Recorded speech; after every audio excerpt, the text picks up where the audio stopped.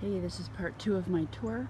This is coming up the driveway of our house, but this is the easement that you're theoretically not supposed to touch. You're just supposed to mow it, but nobody really cares. We had a Bradford pear there that was sending up shooters off of the root system, and it was a mess. So I wiped everything out, and we replaced it with I think it's a Japanese flowering cherry. That's what I'm going to call it. It's beautiful in the springtime, this whole tree. But all of this stuff is black-eyed Susans and shelf fungus, which I think is really cool, and larkspur, cone flowers. All of this is native, and you don't have to fiddle with it. So moving on up to the rest of the headed back towards the rest of our house on the side. All of this area used to be nothing but grass. So grass really doesn't do anything for anybody except perhaps ants. So anyway, I've been busy and I've tried my best to create this whole area here. I just did this past spring. So, oh, my black-eyed Susans took a flop.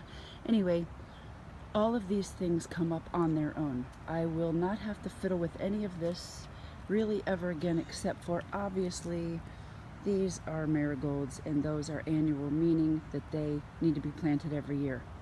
But all of these rock star anchor things, like these beautiful blackberry lilies and this beautiful Mexican shellflower that took a nosedive, but you can see it just wasn't anchored in there very well. That will all come back on its own. This sedum is all part of the succulents. You know, I anchor in some other colors of barberry or a boxwood so that in the middle of winter this doesn't look like trash. Anyway, but those beautiful stargazer lilies that everybody loves, those are perennials. So you plant those once and you will never have to plant them again. So that's really the key to having a beautiful landscape, in my opinion, is finding stuff that you only have to plant once and you don't have to fiddle with it again. This is important to note. This is fennel. This is bronze fennel. Bronze fennel, all of this fuzzy stuff. This supports the entire life cycle of the black swallowtail butterfly.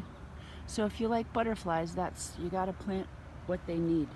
So that's what I've really tried to do here. This is a bee balm. Black-eyed Susans, of course, all kinds of bees and goldfinches love to eat the seeds out of those.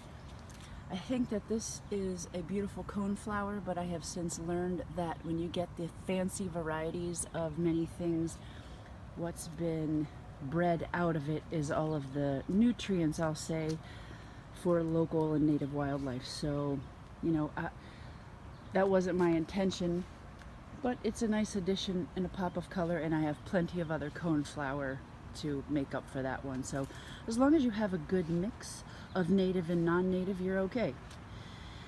Anyway, so this is the walkway. We dug these rocks up from the Olentangy and hauled them up and plopped them in here. So again, remember, all of this used to be grass. And now this whole area here, I'm going to back up. While this may look overwhelming to anybody who does not like to landscape, I don't touch this at all, because you see everything is growing together.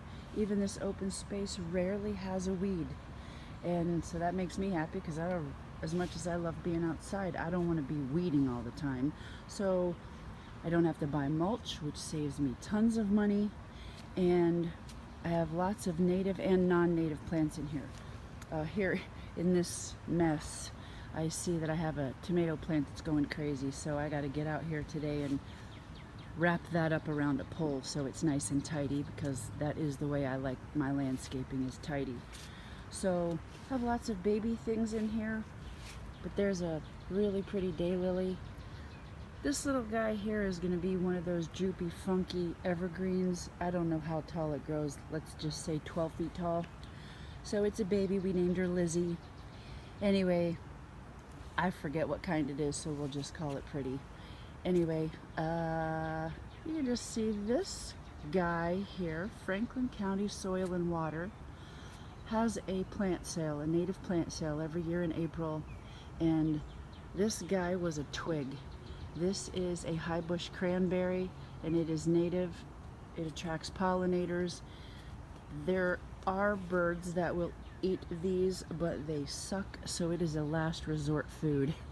So anyway, hope I'm not overwhelming you with too much information, but I like to try to add little pops of fun when I can find things that float my boat. This is all anchored by evergreens, which I'm a huge believer in anchoring your landscaping in evergreens. These actually were here when we got here. I don't know, some kind of spruce perhaps. That guy is a Norway spruce. I feel like I'm getting this all mixed up now. Let's check, because I made little nerdy tags for things. It's native, oh, eastern hemlock, whatever. Let's just pretend I said eastern hemlock. I knew that wasn't right. Anyway, I will concede that I smuggled him out of a state park, but it was a baby underneath the mother tree and he was never going to grow, so I gave him a new home. Anyway, this path leads back to some garden beds, and this area over here is a whole other video. And this is the area right outside of our chimney. This guy did not make it. It's an elderberry, so that's a shame. I transplanted him, and either they don't like to be transplanted or I nailed his taproot, so which means I cut right into the main root. Anyway, so that's a fail, but that is another elderberry. Elderberries, to produce elderberries, actually need a second plant in the same family to get as many elderberries as possible. So that's what I've done. Alright, so I'll stop this video and on to the next.